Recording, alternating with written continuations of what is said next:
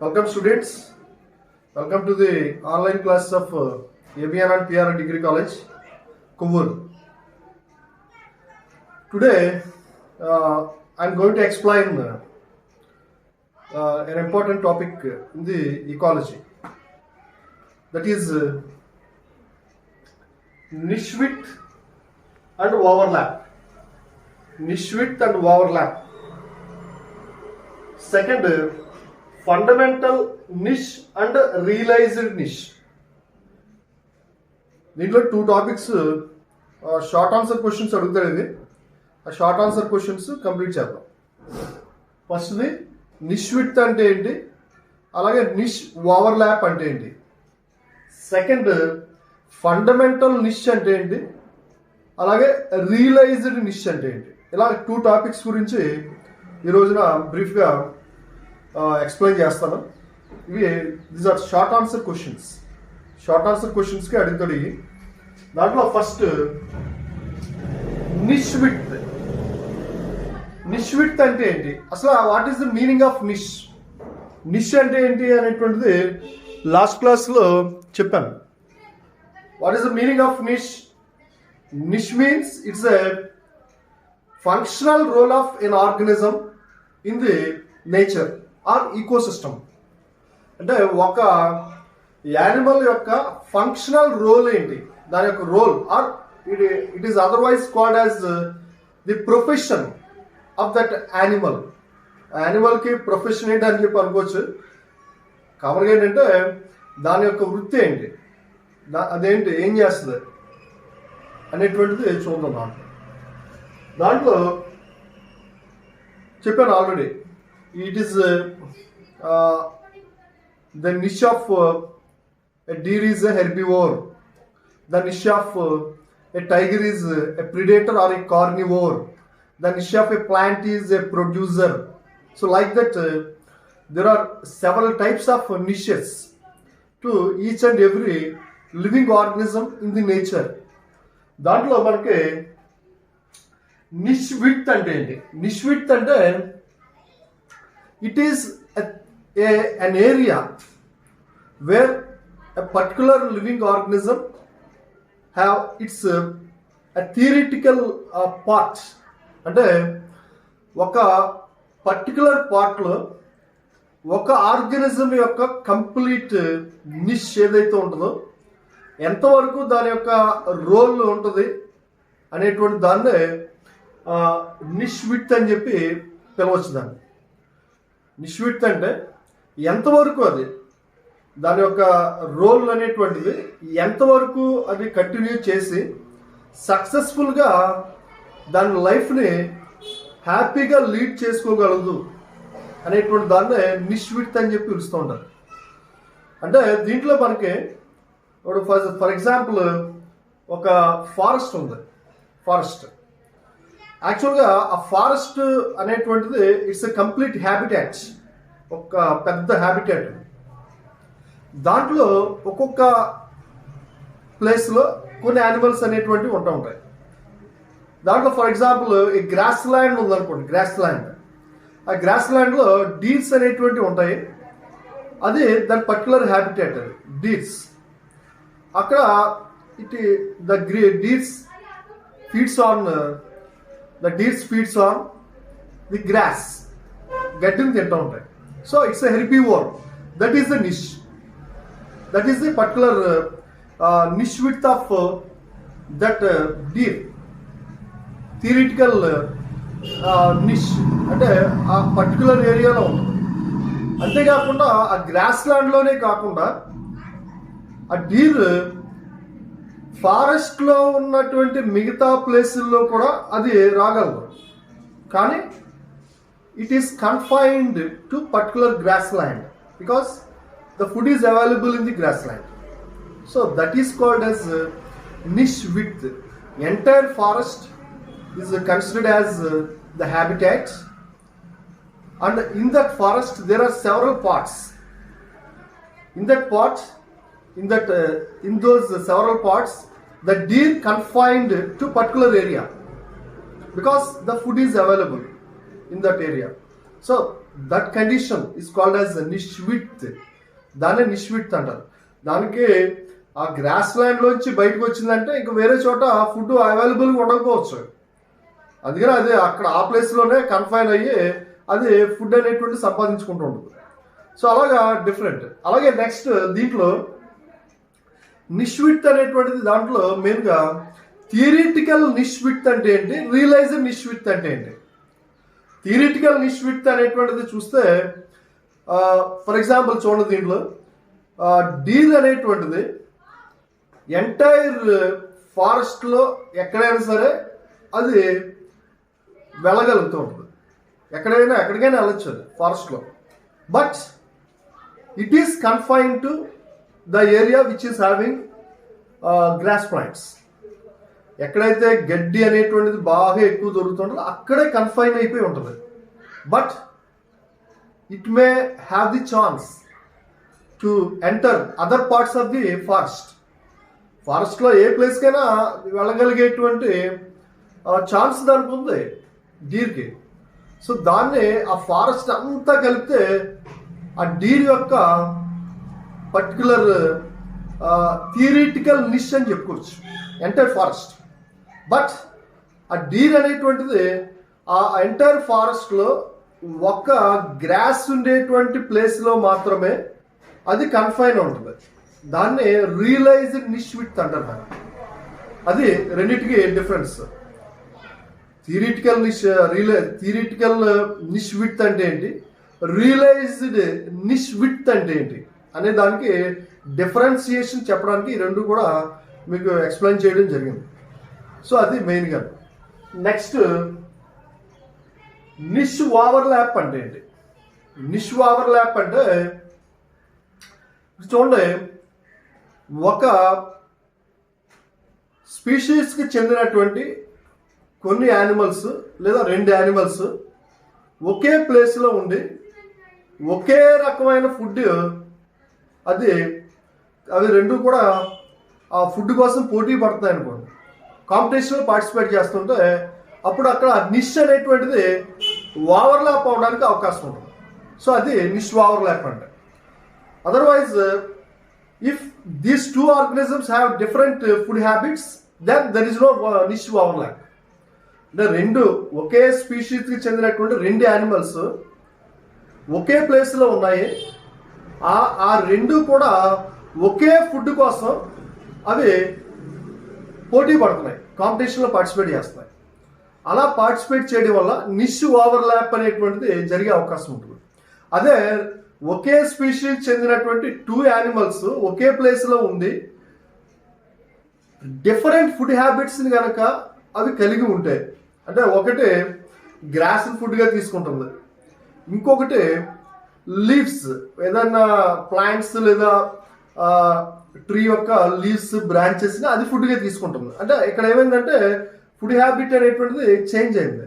వాటి కంప్లీట్గా గ్రాస్, వాటేమో కంప్లీట్గా లీవ్స్, ఇలాగా బ్రాంచెస్ ఆఫ్ ట్రీ, ఇలా రెండు డిఫరెంట్గా అయినప్పుడు వాటి మధ్య కాంపిటీషన్ ఉండదు. ఇంకా అప్పుడు నిష్ ఓవర్లాప్ అనేటువంటిది జరిగే అవకాశం లేదు అక్కడ. సో అది నిష్ ఓవర్లాప్ అంటే. So the problem of niche overlap is it leads to competition. ఈ నిష్ ఓవర్లాప్ అనేటువంటిది జరగడం వల్ల మెయిన్గా జరిగేటువంటి ప్రాబ్లం ఏంటంటే ఇట్ లీడ్స్ టు కాంపిటీషన్కి దారి తీసేటువంటి అవకాశం ఉంది. ఏంటి, what is the meaning of competition? It's a relation, it's an interaction between two organisms. In that interaction, both the organisms will get loss. That is called as competition. అంటే రెండు animals ఒక ఇంటరాక్షన్లో participate చేసినప్పుడు ఆ interaction వల్ల రెండింటికి నష్టం జరిగితే అప్పుడు దాన్ని కాంపిటీషన్ అని చెప్పి పిలుస్తూ ఉంటారు. సో అలాగా డిఫరెంట్ కాంపిటీషన్స్ అనేటివి మనం చూస్తూ ఉంటాం. ఒకే రీసోర్స్ అనేటువంటిది లిమిటెడ్గా ఉంది,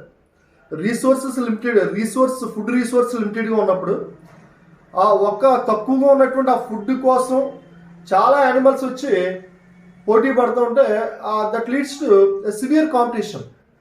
ఫుడ్ తక్కువ ఉంది, యానిమల్స్ ఏమో ఎక్కువ ఉన్నాయి, దానివల్ల ఏమవుతుందంటే అక్కడ కాంపిటీషన్ అనేటువంటిది జరిగేటువంటి అవకాశం ఉంది. ఇప్పుడు చూడండి, వ్యాక్సిన్స్ ప్రొడక్షన్ అనేటువంటి తక్కువ ఉంది ఇండియాలో. బట్ వ్యాక్సిన్స్ అనేటువంటి కావాల్సిన వాళ్ళు ఎవరైతే సిటిజన్స్ ఉన్నారో వాళ్ళు ఎక్కువ మంది ఉన్నారు. దానివల్ల అక్కడ వ్యాక్సిన్ సెంటర్ వ్యాక్సిన్స్ వేస్తుంటే ఆ సెంటర్ దగ్గర చూస్తుంటే మాకు అక్కడ ఓవర్ క్రౌడ్ అనేటువంటిది జరుగుతూ ఉందంట. ఎక్కువ మంది వ్యాక్సిన్ వేస్తున్నారు. ఒక సెంటర్ ఉందంటే ఒక ఊర్లో ఒక సెంటర్కి దగ్గర దగ్గర 200 లేదా 250 వ్యాక్సిన్స్ వస్తూ ఉంటాయి రోజుకి. వచ్చేటువంటి పీపుల్ మాత్రం దగ్గర దగ్గర 500 నుంచి 600 700 పీపుల్ ఆ వ్యాక్సిన్ వేయించుకోవడానికి వెళ్తూ ఉంటారు. అక్కడ వచ్చిందంతా 250.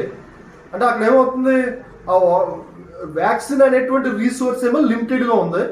ఆ రీసోర్స్ కోసం పోటీ పడేటువంటి పీపుల్ ఎవరైతే ఉన్నారో వాళ్ళు ఎక్కువ మంది ఉన్నారు అక్కడ. That leads to competition. అందుకనే అక్కడ తోపులాట, పుషింగ్ టు ఈచ్ అదర్, ఒకళ్ళు తోసేసుకోవడం, మళ్ళీ అక్కడ ఏంటంటే గొడవలు, రకరకాలైనటువంటి ప్రాబ్లమ్స్, ఇవన్నీ కూడా మళ్ళీ వాళ్ళు కంట్రోల్ చేయడానికి పోలీస్ డిపార్ట్మెంట్ రావడం, ఇవన్నీ కూడా జరుగుతూ ఉంటాయి. ఎందుకు కారణం అంటే రీసోర్స్ అనేటువంటిది అక్కడ లిమిటెడ్గా ఉంది అక్కడ. సో ఇక్కడ కూడా అంతే, రీసోర్స్ అనేటువంటిది ఫుడ్ రీసోర్స్ అవ్వచ్చు, లేదా రిప్రొడక్టివ్ యాక్టివిటీ కోసం జరిగేటువంటి ఒక పోటీ అవ్వచ్చు, లేదా షెల్టర్ కోసం జరిగేటువంటిది అవ్వచ్చు.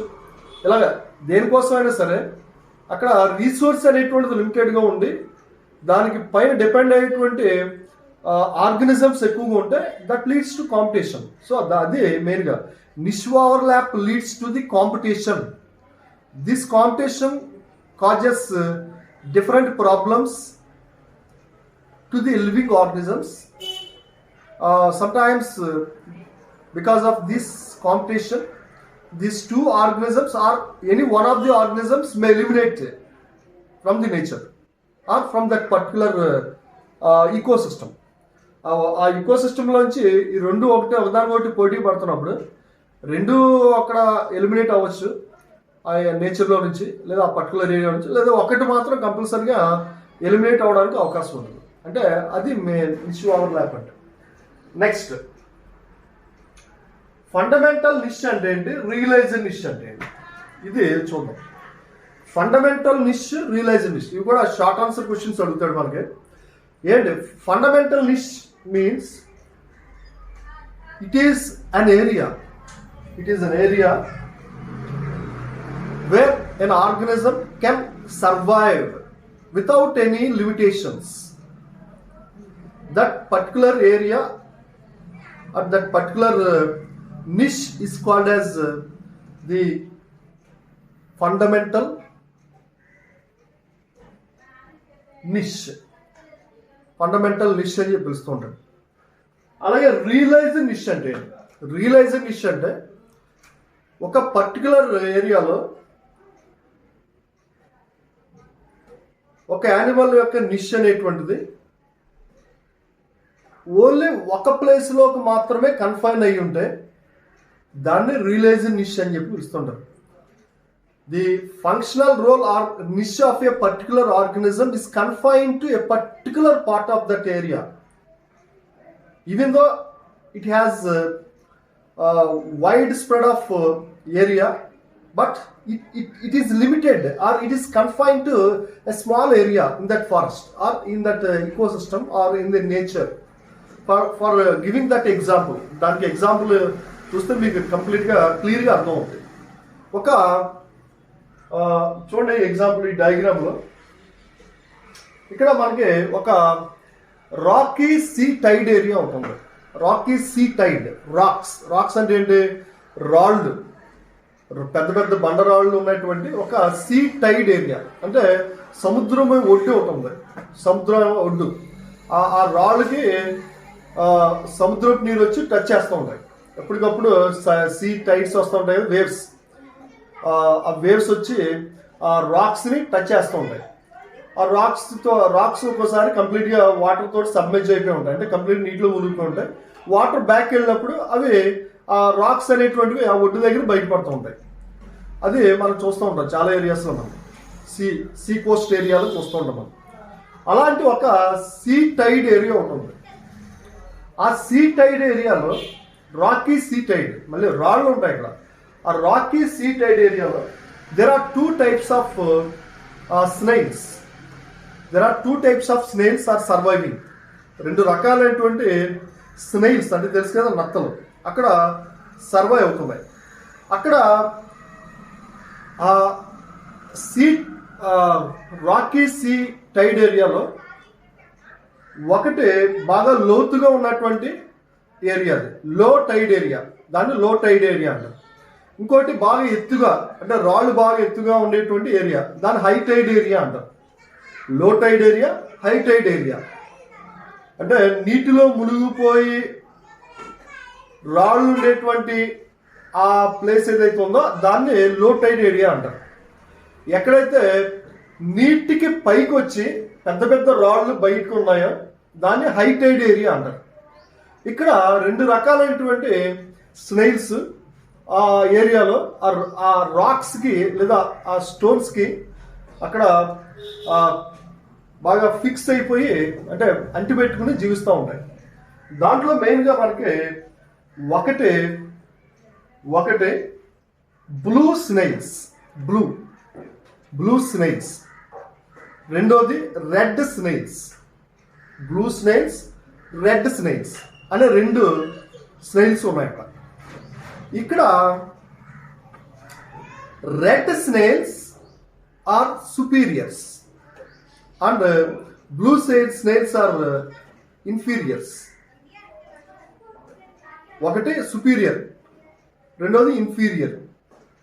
అంటే అక్కడ దాని యొక్క కెపాసిటీలో దానికి ఉన్నటువంటి ఆ స్ట్రెంగ్త్లో చూస్తే రెడ్ స్నేల్ అనేటువంటిది సుపీరియర్ వన్, బ్లూ స్నేల్ అనేటువంటిది అది inferior one. Blue snails they are only confined to the high tide areas, they never move to the low tide area. They have no capacity to live in the low tide area and they have no capacity to compete with the red snails. Red స్నేల్స్తో compete చేసేటువంటి అంటే పోటీ పడేటువంటి శక్తి వీటికి లేవు blue స్నేల్స్కి. అంతేకాకుండా blue snails ఎప్పుడు కూడా హై టైడ్ ఏరియా అంటే రాళ్ళు పైన సముద్రం యొక్క నీటికి పైన రాళ్ళు ఏవైతే ఉన్నాయో ఆ ఒడ్డు దగ్గర ఆ పైన మాత్రమే హై టైడ్ ఏరియాలో మాత్రమే రాళ్ళు అంటిపెట్టుకుని ఈ బ్లూ స్నేల్స్ ఉంటాయి, అక్కడే ఉంటాయి, ఇంకా కిందకి రాలేవు. But red snails have the capacity to live at both high tide area and low tide area. Red స్నేల్స్కి మాత్రం హై టైడ్ ఏరియా అలాగే లో టైడ్ ఏరియాలో కూడా సర్వైవ్ అయ్యేటువంటి కెపాసిటీ ఉంది అట్లకి. But to restrict the competition between themselves or with the blue snails, the red snails are confined only to the low tide areas. అంటే రెడ్ స్నేల్స్కి రాళ్ళకి పైన అంటే ఎత్తుగా ఉండేటువంటి హై టైడ్ ఏరియాలోను లోతుగా ఉండేటువంటి లో టైడ్ ఏరియాలో రెండింటిలోనూ కూడా సర్వైవ్ అయ్యేటువంటి కెపాసిటీ ఉంది. కానీ ఆ రెడ్ స్నేల్స్ బ్లూ స్నేల్స్ తోటి కాంపిటీషన్లో పార్టిసిపేట్ చేయడం ఎందుకులే అని అవి లో టైడ్ ఏరియాలో మాత్రమే కన్ఫైన్ అయిపోయి ఉన్నాయి. పైనేమో బ్లూ స్నేల్స్ ఉన్నాయి, కిందేమో రెడ్ స్నేల్స్ ఉన్నాయి. ఇక్కడ రియలైజ్డ్ నిష్ ఏంటి, అలాగే ఫండమెంటల్ నిష్ ఏంటి, రియలైజ్డ్ నిష్ ఏంటి అని చూద్దాం. ఇక్కడ చూడండి, బ్లూ స్నేల్స్కి ఓన్లీ హై టైడ్ ఏరియాలో మాత్రమే ఇవి blue snails high tide area, ఇది సీ లెవెల్, ఇదంతా కూడా సీ లెవెల్. ఇది లో టైడ్ ఏరియా, ఇది హై టైడ్ ఏరియా. ఇక్కడ హై టైడ్ ఏరియాలో బ్లూ స్నేల్స్ మాత్రమే ఉన్నాయి చూడండి. ఇక్కడ లో టైడ్ ఏరియాస్లో బ్లూ స్నేల్స్ లేవు.